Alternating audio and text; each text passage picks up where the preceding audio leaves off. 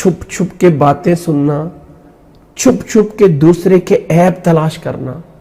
اللہ کے نبی صلی اللہ علیہ وسلم نے فرمایا ہے من ستر مسلمن سترہ اللہ، جو کسی مسلمان پہ پردہ ڈالتا ہے نا، دیکھیں اس پردے میں ڈالنے میں سب سے پہلے ہمارے بہن بھائی، ہمارے خامد، ہماری بیویاں، ہماری اولاد آتی ہے.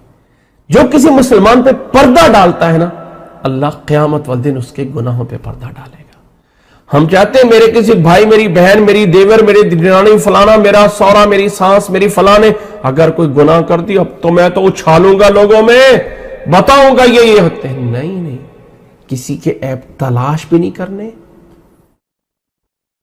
تلاش کرنا بھی گناہ ہے.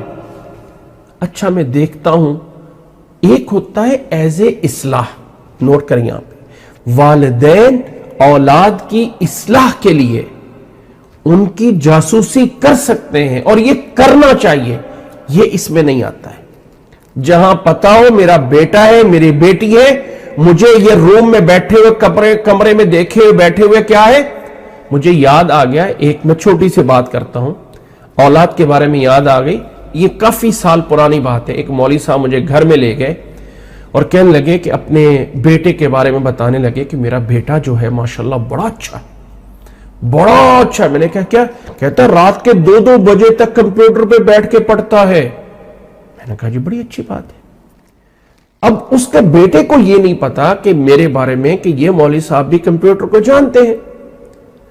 تو اس کے والد صاحب پتہ نہیں کچھ چیز لینے گئے اندر سے، کھانے پینے کی یا کچھ. میں نے کہا بیٹا اپنا کمپیوٹر تو دکھاؤ.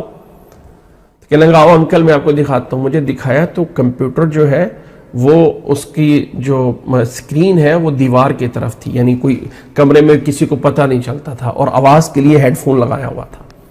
تو میں ادھر جا کے بیٹھا. جب میں نے کمپیوٹر کو آپریٹ کرنا شروع کیا نا تو اس کا رنگ جو ہے وہ بڑا گڑبڑ ہونے لگا. جیسے اس کو پتا چل گیا کہ اس کو کمپیوٹر آتا ہے مولوی صاحب کو. جب میں نے اس کے ڈیسک ٹاپ اور کچھ فولڈر کھولے تو اللہ معافی دے اتنا کچھ مواد برا پڑا ہوا کہ میں پریشان ہو گیا. اب میں سوچوں یہ بچہ چھوٹا ہے جو بھی مڈل میں 8ویں کلاس میں پڑھ رہا ہے اور اس کا باپ، میں اس کو باپ کو کیسے بتاؤں؟ اور باپ فخر سے کہہ رہا ہے مجھے بڑی خوشی ہے کہ میرا بیٹا رات کے 2 بجے تک کمپیوٹر پہ بیٹھ کے پڑھ رہا ہوتا ہے.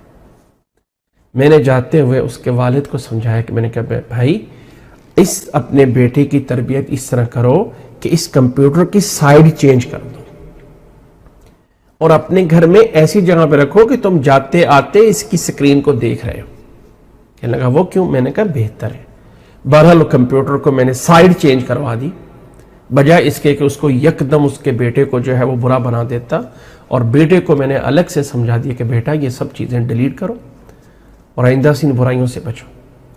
تو تجسس اولاد کے بارے میں مسئلہ نہیں ہے، لیکن جہاں پہ بلا وجہ بھائی بہن بیوی خامد، اچھا عورتوں کی بعض عورتوں کی عادت ہوتی ہے، خامد گھر میں آیا نا اس کی جیبوں کی تلاشی لینی، اس کے موبائل کی تلاشی لینی. بھئی کیوں کر رہے ہو؟ ایک تو ہے ضرورت ہے تو ٹھیک ہے، لیکن بلا ضرورت اس گمان میں کہ شاید یہ باہر سے کچھ کر کے آیا ہو. دیکھیں یہاں سے تجسس شروع ہوتا ہے اور یہاں سے بدگمانی شروع ہوتی ہے. اور پھر بعض جب انسان جو ہے نا وہ کہتے ہیں نا کہ ایک جب انسان نیلے رنگ کا چشمہ پہن لے نا اس کو ہر نیلی چیز نظر آتی ہے. جب پہلے سے گمان کر لیا نا کہ اس کو برا بنانا ہے تو کوئی نہ کچھ نکل آئے گی جہاں سے برا بنا دیا جائے گا. میں اس میں کسی کا دفاع نہیں کر رہا ہوں، لیکن دونوں سائڈوں سے اصلاح کے لیے کر رہا ہوں، دونوں سائڈوں سے اصلاح کر رہا ہوں. خامد بھی جو ہے وہ بلا وجہ بیوی کے جو ہے وہ تلا دیکھنے کی کوشش کرے، وہ کہاں جاتی ہے، کدھر ہوتا ہے، کون ہوتا ہے، فلاں ہوتا ہے. فرمایا ولا تجسس. او بھائی زندگی کو اپنے اس گھر کو جنت کا گھر بنانا چاہتے ہیں نا تو اللہ کے لیے ان آیات کو گھر کا جو ہے وہ ایک اوڑھنا اور بچھونا بنا لے اور پھر دیکھیں گھر کی زندگی کتنے سکون سے گزرتی ہے. دماغ میں رکھیں اس نے اپنی قبر میں جانا ہے، میں نے اپنی قبر میں جانا ہے. مجرم ہے تو اللہ کا ہے، مجرم ہے تو اللہ کی ہے. جہاں تک اصلاح کہی ہے وہ کرنی ہے، الامر بالمعروف اور نہی عن المنکر پورا لانا ہے. لیکن اس حد سے کہ نماز چھوڑ رہا ہے، نماز چھوڑ رہی ہے، اس کی کوئی پرواہ نہیں ہے. ہاں اس بات کی پرواہ ہے کہ فلاں سے اور فلانی سے اور فلاں سے بات کیوں کی.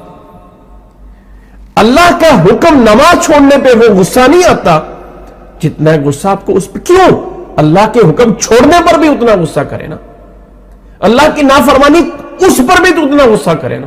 اس کا مطلب اس نافرمانی پہ, یہ بھی اللہ کی نافرمانی ہے, لیکن اس نافرمانی پہ اتنا غصہ آنا یہ اللہ کی طرف سے نہیں ہے, یہ شیطان کی طرف سے ہے. اللہ ہمیں سمجھنے کی توفیق عطا فرمائے.